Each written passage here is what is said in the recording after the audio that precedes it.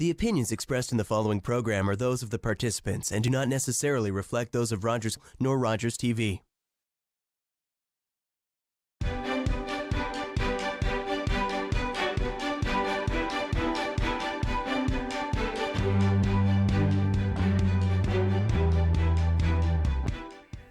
Hi, I'm David Shearman, host of Politically Speaking.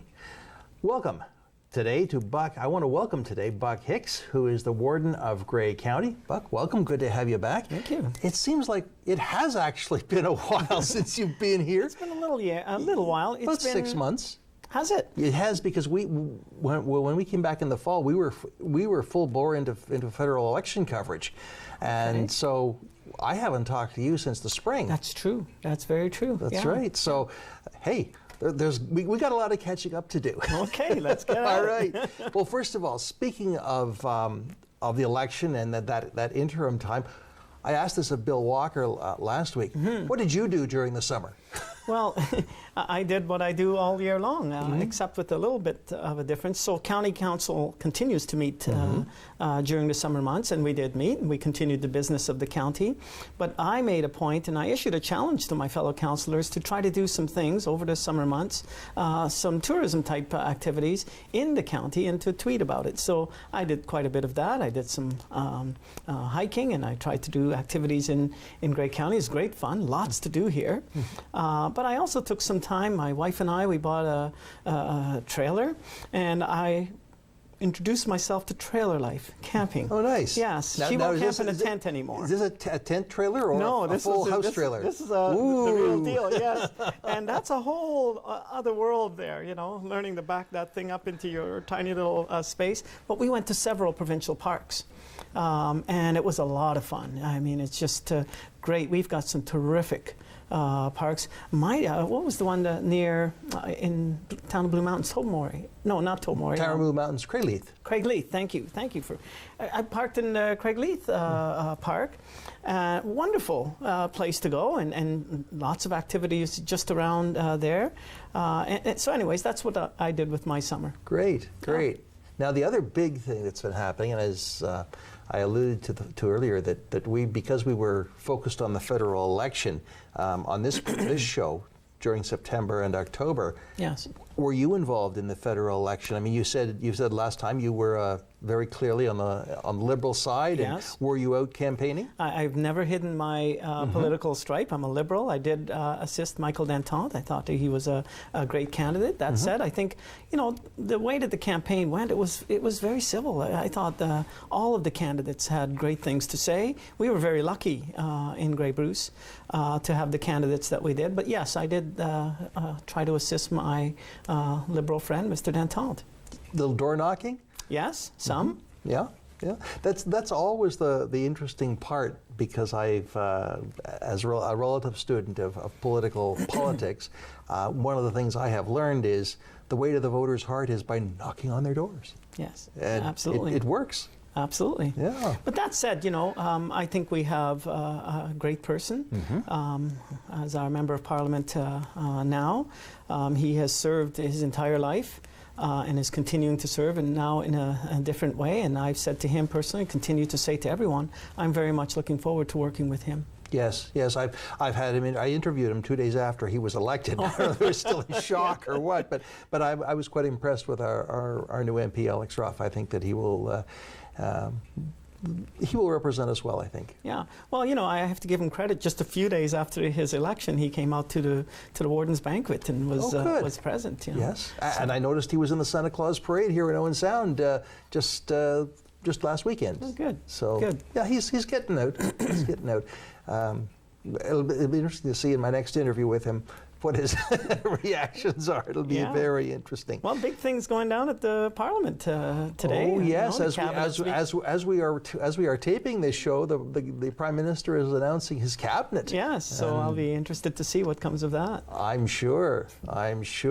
Let's hope that there is some representation for rural parts of Canada. I know that the Liberals focused a lot of their energy and intent on the GTA. There were a lot of people elected there, but we're part of the country too. So let's hope that rural Canada doesn't get left behind, so to speak. Well, the fact that our Prime Minister took the time to come to Owen Sound, True. And the topic of discussion there was rural broadband, I think shows some sign that he is looking at those rural issues as well. Let's hope so. Yeah. And that's a great segue into the SWIFT initiative, which SWIFT, all of the wardens have focused on and supported and worked towards. Are there any developments in the SWIFT initiative, rural broadband across southwestern Ontario, that you can talk about? So yes, the good news is yes. Just in the last month or so, we received, County Council received an update presentation. It's available on our website if anyone wants to see it, about what's happening with SWIFT. During the federal election, I dare say, we heard from many people, particularly farmers and people who need high-speed internet for their businesses. Businesses rely now. It's no longer a luxury. Let me go back here. I think that we need to start talking about broadband becoming an essential service. Because if we're going to do business properly, we need broadband. If we're going to do the things that the Premier says he wants to do around education and having kids be able to do more internet-based educational choices, then we need that backbone. We need that system in place. The good news is the SWIFT project is moving ahead. We have a pilot program in 3 counties that's going very well. We're at the procurement stage, and although I can't tell details of that procurement as yet because it's not public as yet, I can tell you that the participation level is way beyond what we had expected. So that's good news. So that means more companies are applying and saying, hey, look at us, consider our proposals. Yes, some great proposals, and the results are going to be, beyond what we had expected. So that's very good news. For Grey County, we're next. So that's great. That's good. The next stage will include Grey County. So I look forward to that. Yeah. Well, I noticed, for example, that there seems to be a lot of digging and wiring going on. I've seen one of the companies that does work for Bell was this summer I saw them running cable through Shallow Lake and doing stuff. And if you look around Owen Sound, you'll see there's a lot of new cable being strung. Yeah. I noticed I've been doing a lot of traveling down to the Hamilton area, and I go down Highway 10. Curiously, it's strange way to get to Hamilton, but it is fast. But the thing is that I've noticed there's a lot of digging going on, a lot of that big orange conduit going in, which means fiber. Yes. Somebody's putting fiber in, and that's a good step forward. And in places like Dundalk and Flesherton, and I'm seeing wires being run in Markdale. And these are not cable. There's somebody else is doing stuff. And even Rogers here in town is building a whole new what they call a head end up near Tim Hortons here on 9th Street. Yeah. So lots of stuff happening. That's great news. But keep in mind that SWIFT is very careful to steer away from those projects. I know. So we are not developing in areas where development would happen without our help. We're incentivizing development along those rural lines where ordinarily the current operators wouldn't go. So I think it's for every dollar that they put in, we're going to put in 3, and so that's a huge incentive to them. If that network can build out, then the last mile projects will become a lot easier. Yes. The great news is when we got into the SWIFT idea, the SWIFT project, we didn't know what the network was. We now know, and the good news is the backbone is essentially in place. So there was millions of dollars in savings in terms of having to build a backbone service. So that's great news. Now we can build on that and expand, and hopefully it will move quickly. I think your use of the word backbone is a really good one, because if people want to understand what we're really talking about, it's kind of like, just to change the analogy, a tree. You've got the great big trunk, and they get narrower and narrower, and finally when you get out to the branches, it becomes smaller. Yes. But it really is still very fast out on the branches. It's really, really fast down in that great big trunk. Right. But out here, it's acceptably fast. And people will be able to we hope, connect and be connected to the internet and do the business that they need to do. Absolutely. You know, we're seeing, say, public buildings, county buildings, people parked outside our buildings because that's where they know they can get access, you know. In Hanover, I can tell you that our Heritage Square, we, in a partnership with Whiteman Telecom, you know, made high-speed Wi-Fi available in the park. And it's hugely popular, and you'll see people parked there in their cars sometimes, or just walking around and using their internet. It's key. Yeah, well, that's great. That's great to see it, and I hope the next time you're back, we'll have more. We're further down the road towards towards Grey County we should connections. Be. We that's should good. be. Good. Well, let's move on to another little more, dare I say, contentious issue. It's complex, I'll tell you that, and that's long-term care. Because I noticed that in recent minutes of County Council, there are developments at Rockwood Terrace. Yes. Tell us about that. So certainly Rockwood Terrace, there is no debate. It needs to be redeveloped. We've got until 2025 to bring it up to Class A standard. And progress is moving along quite nicely. We have a committee of management that's sort of steering that process. We are looking at potential sites for that project. We received some additional beds. The minister came to our riding, in fact, and announced some additional beds to bring us up to that 128 number, which is sort of ideal for efficiency. So good news on that front, and absolutely no debate and no contention. And this will be this new Rockwood Terrace will be a new build. It won't be a. It will be a not a rebuild. It'll be a new build. No, it will be a new build, for sure. So what's the plan to do with the old building? Is that still at the proposal stage? No decision as yet. Lots of ideas being floated around, but we'll have to see. No decision as yet. Yeah, because I know that the proposal for the new long-term care center here in Owen Sound on 16th Street will draw bed assignments from other for-profit institutions within the city and outside of the city to make up that magic number. Yes. So plus some other ones. So it's going to be very interesting to see how they repurpose the buildings. Yes, you know, lots of ideas floating around. We know that we have a growing need for specialized care around dementia. So is that a possibility for a facility like that? I just don't know. But anyways, we'll see what happens, in time. Sure. And then, how shall I say it, the more interesting issue, which certainly kind of bubbled to the surface at Owen Sound Council this week, is the expansion of Grey Gables and the additional proposal for additional beds at Grey Gables. Now, as I recall, the initial proposal was, then there's been a lot of community discussion, and you and I have had that discussion here. The initial proposal that went forward was 96 beds. Is that correct? So there was a motion for at least 96 beds for Grey County. And subsequent to that, there was a decision of the Committee of Management to apply for 96 beds for Grey Gables. At our last County Council meeting, the numbers actually came in.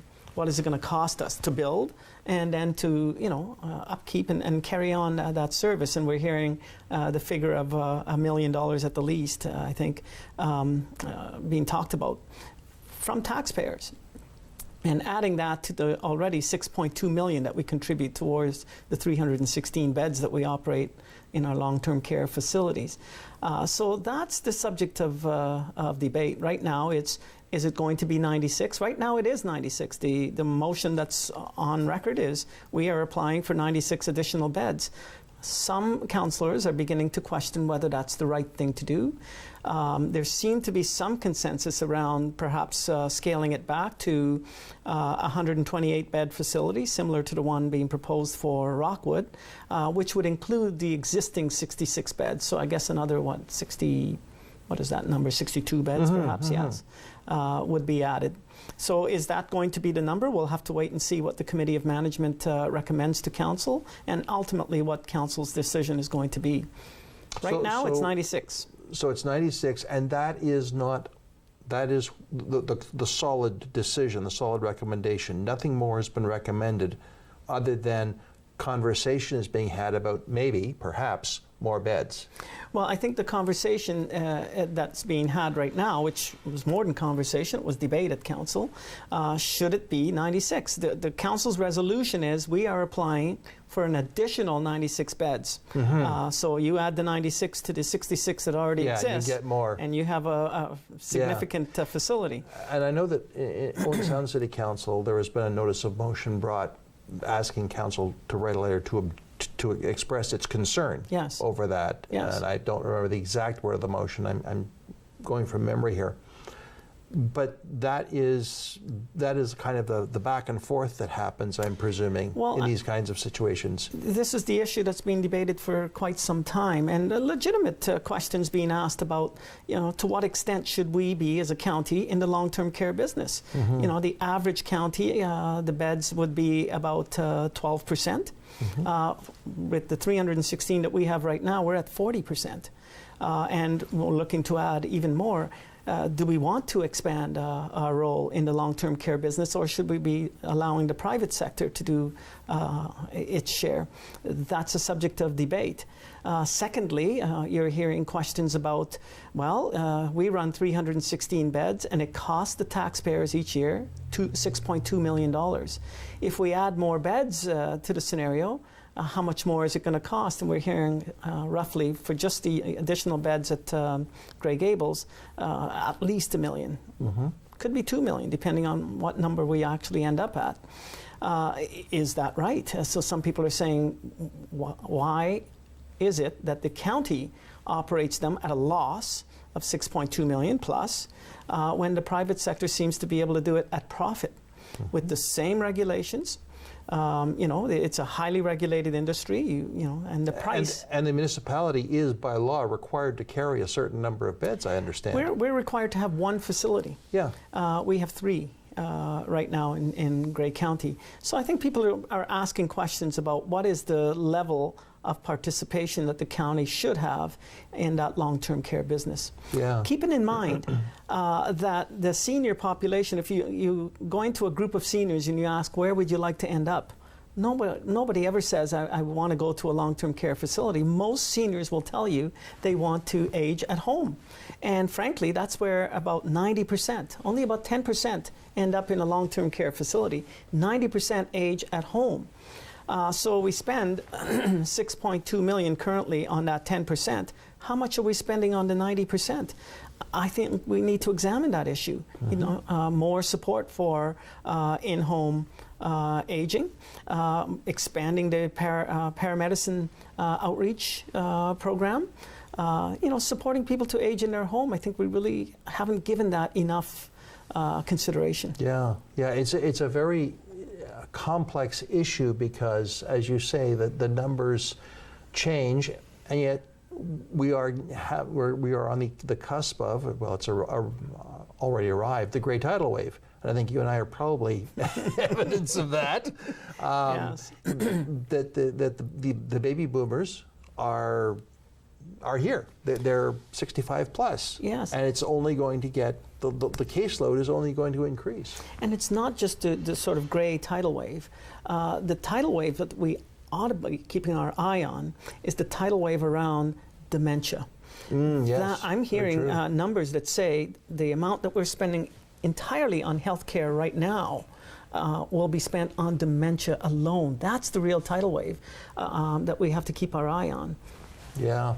Has there been any conversation around, you mentioned that one of the proposals for Rockwood might be a dementia-centered institution. Has there been any conversation around that? Well, I would love to see us focus more on dementia.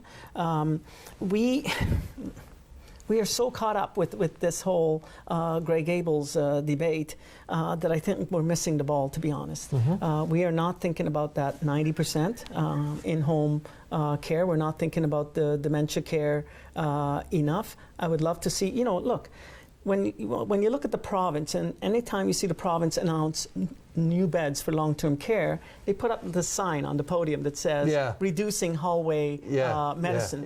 If you're reducing hallway medicine, it means that you're moving patients from hospitals to long-term care, which increases the acuity level that we're dealing with. So the people who are in long-term care are have specialized needs way beyond what we ever imagined. So I think we need to relook training, staffing. We've been asking for Georgian College to be able to provide a full 4-year Bachelor in Nursing degree right here. Why? Because we need nurses, and if we send them off to Toronto, it's hard to get them back once they're gone. Although I know for a fact, I've had the HR people here at Grey Bruce Health Services say that, and this is probably not every single orientation course, but a lot of people in their orientation courses, their new hires, are coming out of Toronto. Yeah. And the HR person was telling me that she begins the orientation with two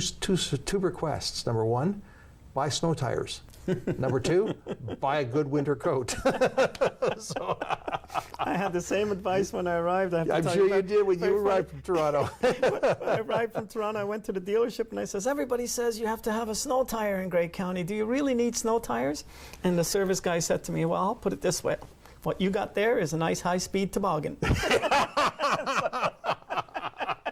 That's good. I must remember that because actually I was speaking to a new doctor here in town recently who had just moved up from Toronto, and she thought she was prepared because she came from Saskatchewan. I said, no. There it's a dry cold. Here it's just cold and snowy. So it's very, very different. But I think that you've raised another issue that I wondered about. What about training for people like that, the PSW level or the RNA level, or the not quite the graduate nurse degree or the RN degree, but those who are how shall I say it, more plentiful on the ground, because a lot of our long-term care institutions are staffed not by RNs but by PSWs or other paraprofessionals or professionals. Has the county entered into any conversations with how we can increase that supply? Yes, plenty of discussion happening, and I have to give the province full credit. Funding was provided to incentivize people to complete their training, and that has been hugely successful. Georgian College is telling us that they're having success with that funding. I know that there are tables of people talking. Our economic development people are talking about what could we do with respect to recruitment, with respect to training.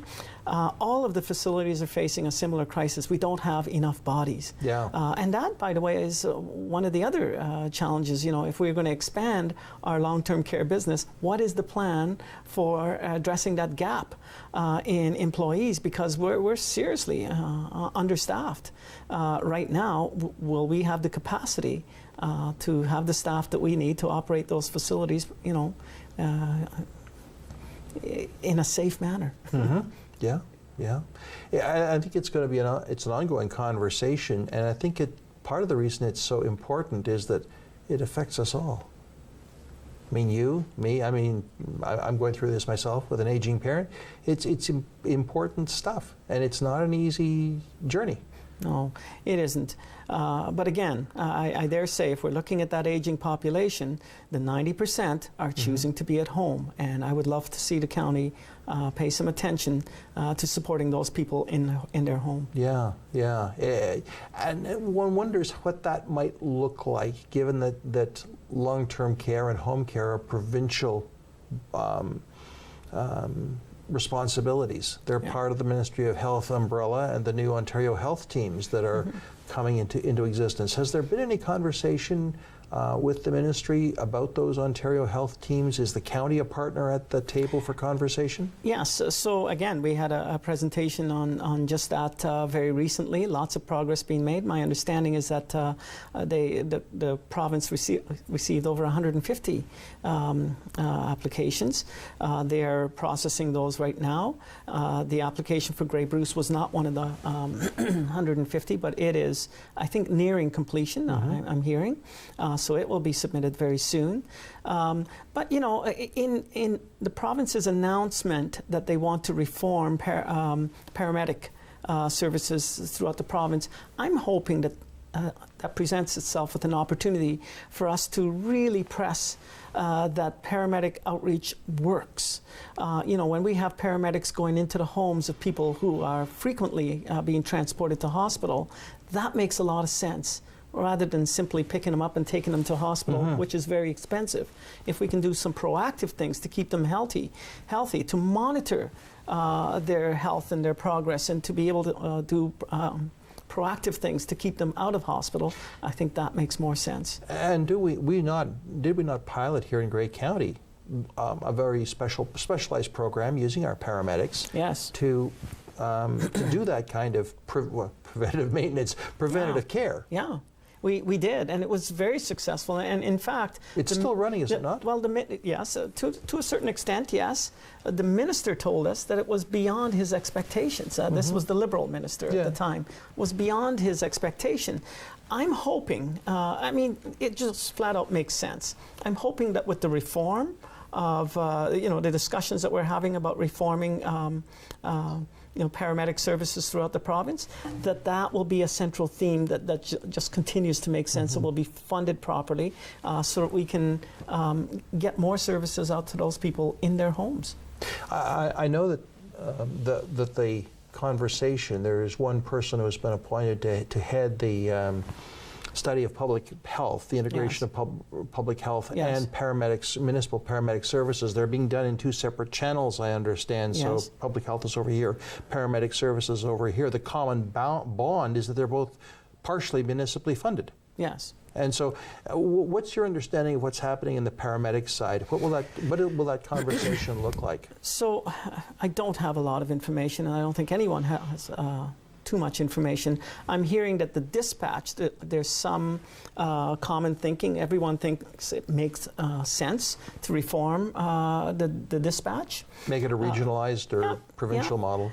So there seems to be, you know, sort of consensus around the thinking about that, but not a lot of information about how paramedic services in general is going to be reformed. We'll just have to wait and see. Any word on when the consultations will happen?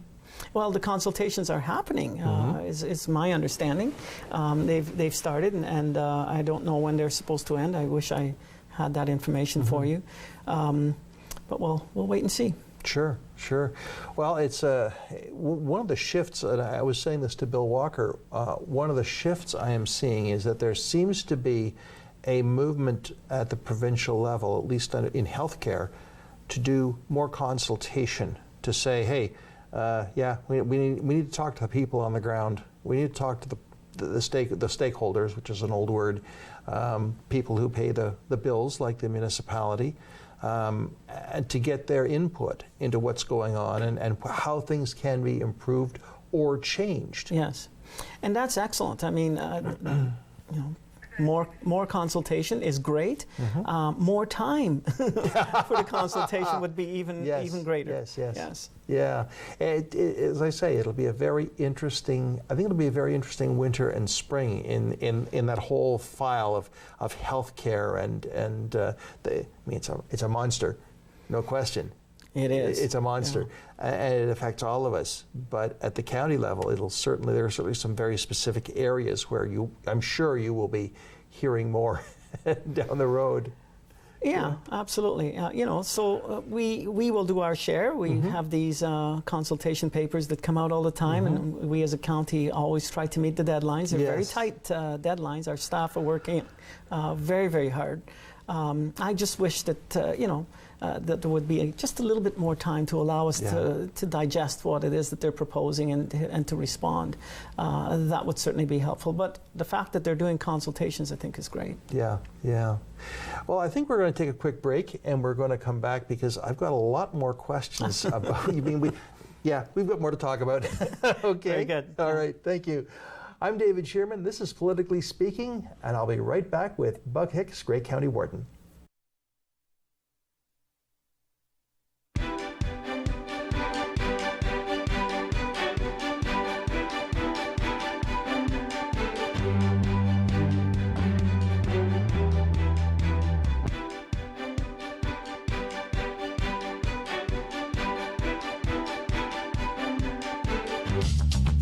This program is brought to you by Ignite TV. Now you're in command. Visit Rogers.com for more details.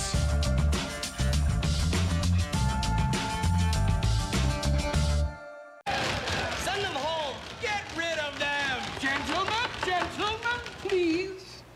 And so, this organ, which I regret I cannot name because of the presence of these members of the weaker sex, who, although they are married, could not possibly endure. Get them out. Patience, Ginny. Patience. Get them out. Dr. McFarland! Mrs. Trout. There's no place for women in a medical school. Get them out.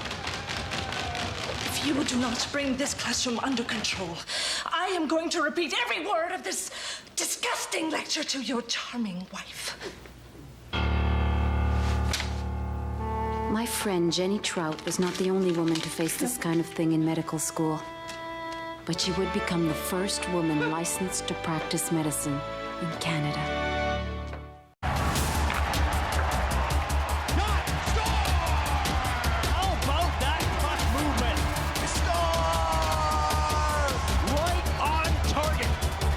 Attack action on Rogers TV. The opinions expressed in the following program are those of the participants and do not necessarily reflect those of Rogers nor Rogers TV.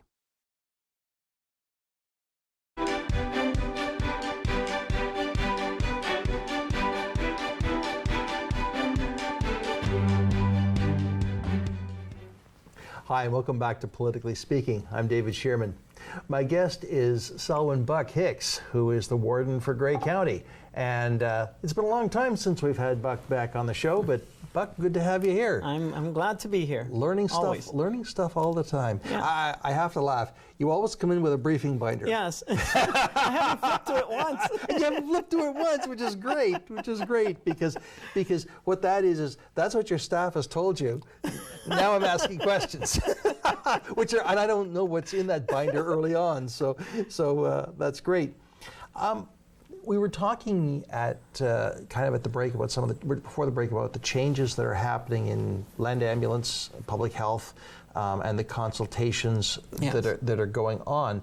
But there was another piece that the province did in the last year that we've heard nothing about, and that is, well, it really didn't affect us, but I suppose it's in the whole area of governance. Yes. And you're as familiar with this as I am, that early on the Premier said we're going to look at the regional governments, of which there are 7 in the province, and we want to change things with these regional governments, things like Kitchener-Waterloo and Halton and Simcoe-Muskoka and Durham and so on. And next thing we know, we hear that, well, we're not going to change anything. And we don't know where the report went, but we're not going to change anything. And I forgot to ask Bill Walker about that last week. But what's your take on that? I mean, it might have affected you. One of the things that report that the Premier did say is that we're not going to touch anything, and if you want to do something, Go ahead. Go ahead. Have at her. Have at it. We'll talk, Yeah. because after all, we're the province. We control everything. Well, my understanding is that a report was produced. I don't know, if they're ever going to reveal the contents of that report. We spent money on, obviously, on those consultations, or the province did, and I'm kind of interested. Sure. to know what did they find.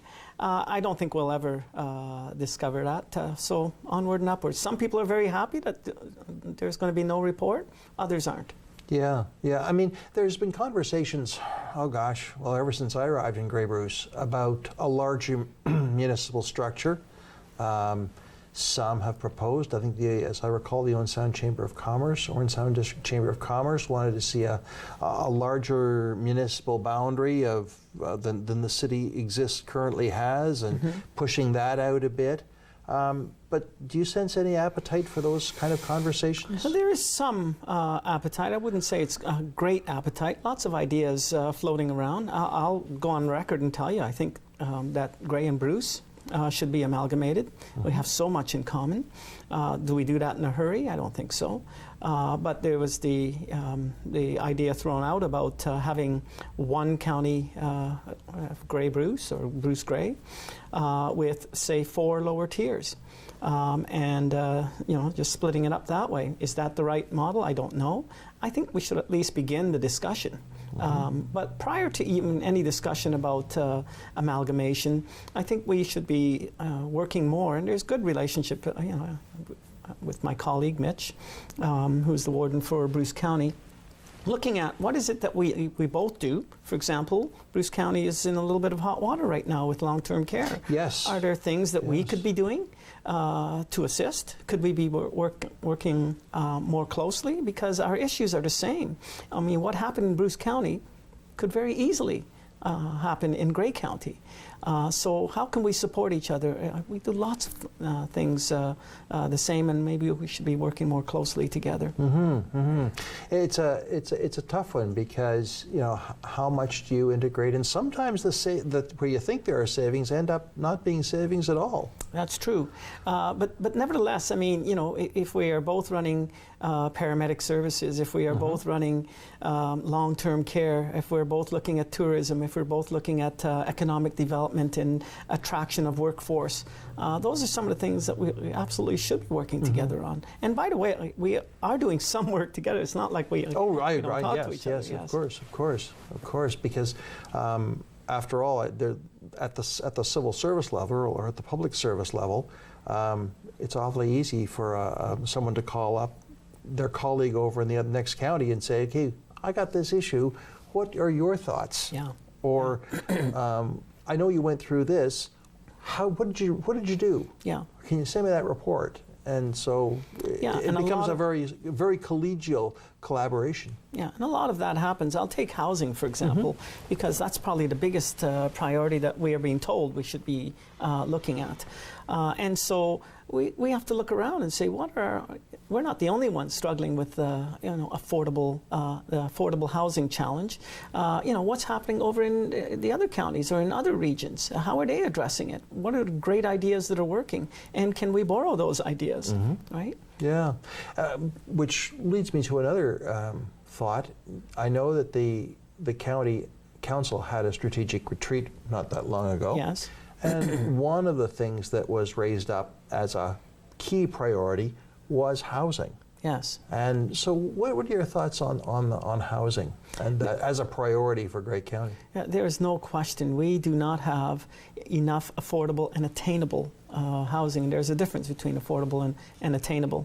The county is doing its share. I mean, we have about 1,000 units that we operate, and we support a number of not-for-profit developments. New homes being built. I believe that we built, I'm looking at my notes finally. In 2018, we built 34 new units, and in 2019, we built 22 units, and we're planning to build about 54 units for now in 2020. So we're doing our share, but it's just not enough. So our official plan, which was approved in 2019, talks about some ideas that we can do to get out of the way, or sometimes to assist. in developing more affordable units. I know that the town of the Blue Mountains, I know that Meaford, many places, everybody's looking at this. Can we incentivize developers in some way? Can we look at our rules and our red tape and get out of the way? The building code allows for very small homes to be built. Why do we have additional bylaws preventing or going beyond what the building code says? So it is a huge monster. I'm very proud, though, to tell you that Grey County announced, and you may have read, that we're planning in the next year to reduce homelessness, chronic homelessness, by 50%. That's a huge mandate to take on, but I think it's achievable. It's going to take concerted effort, and it's going to take us putting our resources where our mouth is. Mm-hmm. Well, Buck, speaking of that, the next time you come on, let's get one of your senior staff, Anne-Marie Shaw, yes, to sit beside you, and we can talk about housing, because I would say Anne-Marie's probably got the best information on housing and homelessness. I couldn't agree with you more, well, and I'd be more than happy to put that in your dig out. notes. Put that in your notes. Because that's if I'm the warden. Well, one month left. There you go. That's right. And that's one of the one of the other questions I wanted to ask you is, okay, Warden, yes, for one more month, are you going to run for re-election? Well, let me say this.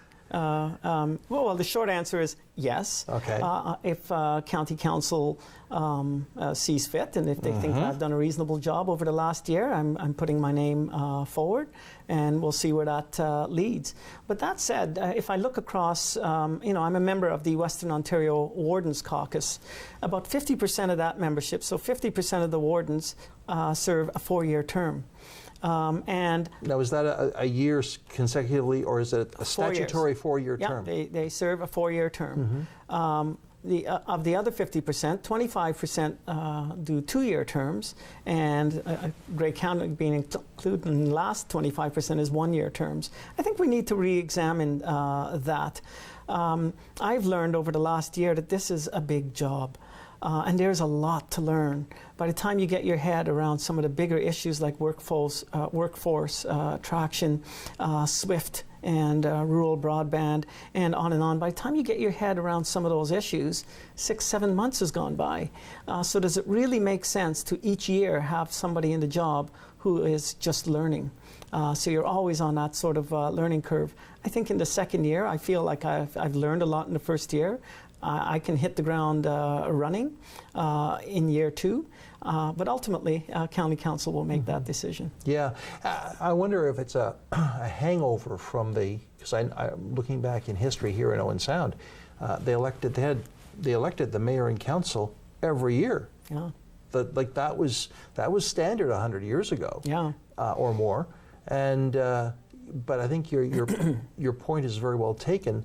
The amount of the complexity of the job has been magnified, not because it's gotten this is make work. This is important stuff. What we do is so important and so close to the people. Yeah. The services that we provide are essential, are important, and it's complicated. I hate to say it that way, but it's complex. We live in a complex world. And so I'm seeing the role of a warden to be an important one and a challenging one. You got to have your wits about you. And there's the relationship building. So if I spent the last year building up some excellent relationships with my colleagues, the other wardens, with the government, the provincial government, you want to put some of that relationship building to use. So does it make sense to spend a year building those relationships and then cut it off and somebody else has to begin that work again? Right. I don't think it makes sense. So I think we ought to be looking at least a 2-year term for the warden.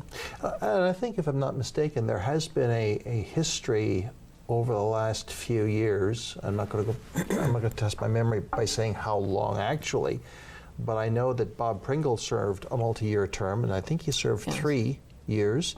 Al Barfoot 2 years. Served 2 years. So it does make some common sense to have a slightly longer term for the warden. The 4-year term, that's an interesting idea, but then it becomes, should you be elected by the people or elected by the upper tier council? And that's a very sensitive political issue that I'm not going to touch with a 10-foot barge pole. Very good. You know, every county seems to be wrestling with these issues. I understand that Simcoe County just recently, I've been meaning to go to their website to look at exactly what they came up with, but my understanding is that they're looking at that there would be people who would run for the lower tier, and then there would be people who would run directly for county council, so they would be directly elected to county council, and that the warden would be made up only of those people who were directly elected, so that the warden could focus entirely on county issues, and there would be at least half of the council would be focused entirely on county issues. It's a challenge to sit at county council and to change that hat. You know, I'm the deputy mayor for the town of Hanover. Those are the people that elected me, and I have to be loyal to those people. But when I'm at county council, I have to make decisions that are in the best interest of the county, not the town of Hanover, but the county. That can be a real challenge at times. Sure, because if there's an issue that is big in town of Blue Mountains, it may not have anything to do with what's happening in Hanover. So all of a sudden, you've got to get your head around a whole issue that really isn't of relevance, and you weren't elected to deal with, really. Well, I'll give you a quick example. About 82% of Grey County is underserviced in terms of high-speed internet, broadband. Town of Hanover, we're perfectly fine. We're a 1 gig community. So you can get up to a gig of service. We're happy. We could take the position that this is not a Hanover issue, not a priority for Hanover, and off we go. But when I'm sitting at the county table, I have to think 82% of Grey County is underserviced. It is a priority for Grey County. Right. So it becomes a practical issue, but it's not just theoretical. And where is the place where these governance conversations happen, or where's the appropriate place for them to happen, do you think? Well, I think just about every term of council you hear discussions about tweaking the governance model. We are now a committee of the whole. Yes. We had we had committees before. We had a strategic planning session very recently. Some people are talking about that again. Should we be looking at a hybrid model? So the place for it to happen is at the county table. And also looking at what's happening elsewhere, because it's trending, and so if we look at our neighbors and see what's happening and why it's happening, which is why it's important to go to conferences, like to go to the AMO conference or Good Roads, and to talk to your colleagues and to find out what's the thought in other jurisdictions, and should we be looking at those ideas. It's interesting you mention that, because I'm a staunch defender of our elected officials attending these conferences, even though it does cost money. Yes, it does. Often what I've found is that when you go to those conferences, the value for money is often in one speech or one conversation with someone who may be your peer in another municipality at the opposite end of the province, who's doing something unique. And I think I can, and you get their business card and you can have conversations later. Or you hear something from a speaker who says, this is what's happening in another place, or what about, and the light bulbs starting going on, the wheels start rolling, and the steam starts coming out the ears. Although I've heard it said that municipal clerks kind of shake their heads when the elected officials all come back from Good Roads or AMO, because they all come full of these great ideas, and it's the staff who's got to put wheels under it and make it work. They visited the vendor booths and they drank the Kool-Aid. Hey, that's right. Here's what our new roads are going to look like. Yeah, right. Yeah, not in this municipality, sir. Not in this municipality. Do you remember the taxpayer has to pay for this? It's a very very interesting conversation, but I think your point is well taken, that these conferences are not junkets. They are not. They are actually by and large working. events. Yeah, and look, we start with breakfast sessions, and a breakfast session isn't we're going to sit down and eat breakfast. It's you have something to eat, and while you're eating, somebody is educating you. That's right. You're getting a presentation. Yeah. I don't know whether your experience has been similar, but I've always said, okay, I want the PowerPoint, I want the slide deck. I want the slide deck, because that'll help me refresh my memory and keep those things current. And more, I think that the conference organizers are making these slide decks available, and even recorded versions of the speakers in the sessions, so people who can't attend the conference could actually get some of that information as well. Yeah. But what they will be missing is that interaction, which I think is huge with your colleagues, the pressing of the flesh and talking about, here are the issues that we're being challenged with, what's going on in your area. Yeah. It's those events and those interactions that really do, they've had a bad name over the years, but I think that's changed dramatically. Yeah. So, all right, well, what were some of the other, I want to go back to that strategic retreat that you had. What were some of the other priorities that came up on the radar of County Council? So sure. It won't surprise you to hear, of course, the housing, affordable and attainable housing, number one. And transportation. Okay. Of course, workforce attraction. And those were sort of the really big themes. Lots of other things in there as well, but those are the big ones. Now, Grey County, I understand, is developing a transportation master plan? Yes. And where is that in the sort of cycle? So we have a staff person now. We received funding from the province to develop a plan. We have a staff person that's in place. She has done some consultations, and my understanding is that she's very near to bringing a plan forward to County Council for our consideration. Look forward to that very soon. Good. New Year, perhaps? Perhaps, perhaps even before. Well, that'll be good. That'll be good, because I know that in my own circles that transportation and housing are the top issues that are holding us back, and it'll be interesting to see what the proposals and expensive. are. You don't do transportation for cheap. No. And you don't make money at transportation. Nope. And housing is very expensive as well. So these are big ticket items, and so we have our challenges ahead of us. Yeah. And it's around County Council, the mayors are there, they're there, but the deputies, the other, I guess the representatives will not change going forward into next year, because so it's always the mayor and the deputy will continue for 4 years. Will be at County Council. You'll have the same faces around the table. Yes. Do assignments within the council change at all? Yes, they could. Every year we look at committee assignments, and they could continue or they could change as well. Right. Yeah. So that'll be happening in a few weeks. Right. Yes. Right. A new warden, perhaps, or perhaps. Perhaps not, but perhaps. Perhaps not. Maybe I'll be continuing. Maybe I won't. Yeah. And certainly new assignments for committees. So that kind of makes the members of council will get a little maybe a little change if they wish. Yeah, that's true. Some people say, I've done my share on this committee. I think I'd like to try, another something portfolio, else. and I think that's good. Yeah, and I think that what people also don't realize is that they also have municipal responsibilities. Yes. And those can be heavy enough. To add a county responsibility means you're pretty busy. No, I'm very busy. Yeah, you're very busy as warden for sure. Yeah, so it's look, you don't sign up for the job not knowing.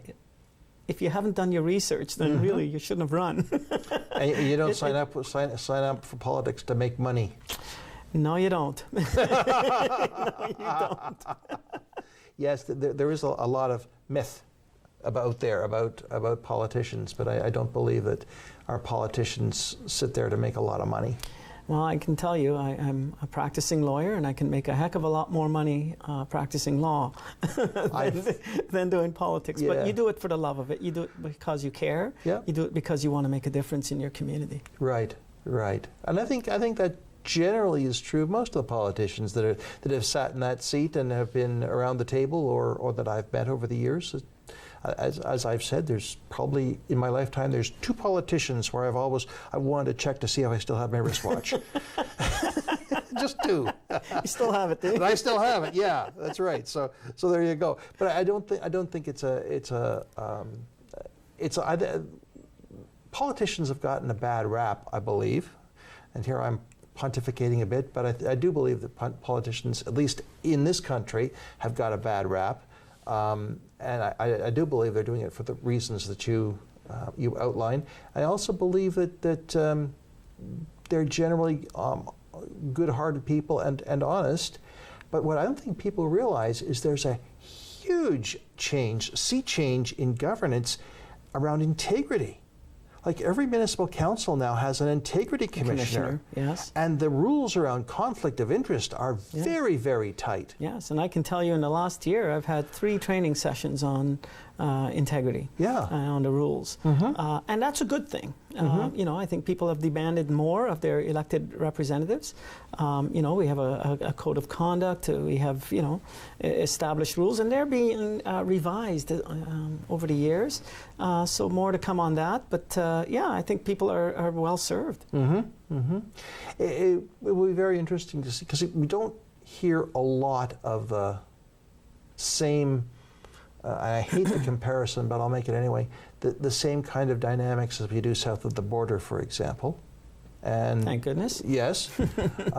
But we do, our politicians, at least generally, there's always exceptions, but generally are people of good intent. And I would agree with you. The majority of the people that I see that are elected are good people, well-intentioned, care. And you know what? The public, they've been vetted. When you go through an election, you go knocking on doors, people ask the tough questions.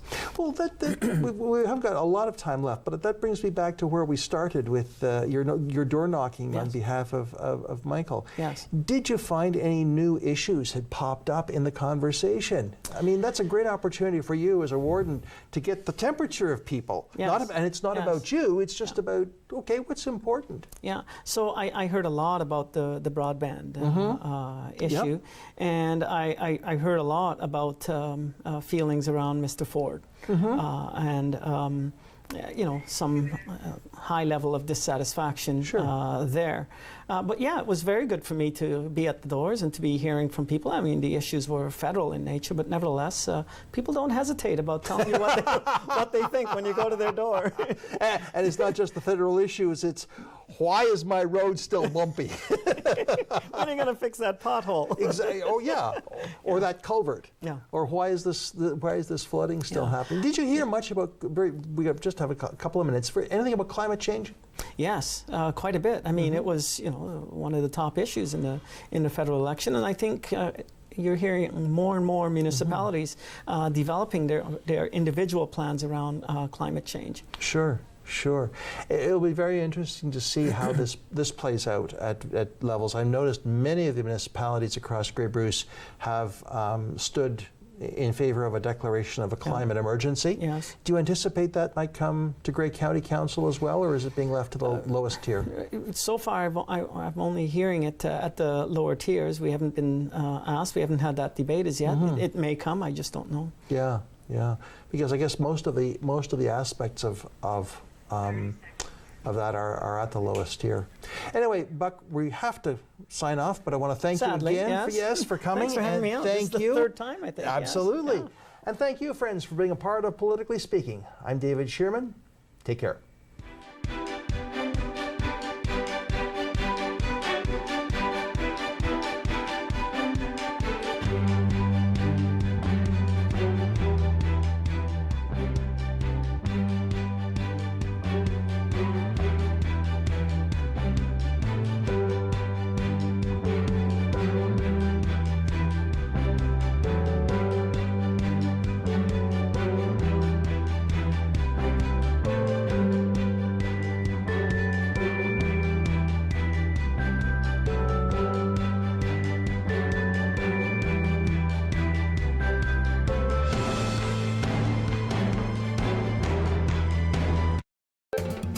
Call the Rogers TV viewer response line, email us, or connect with us on social media.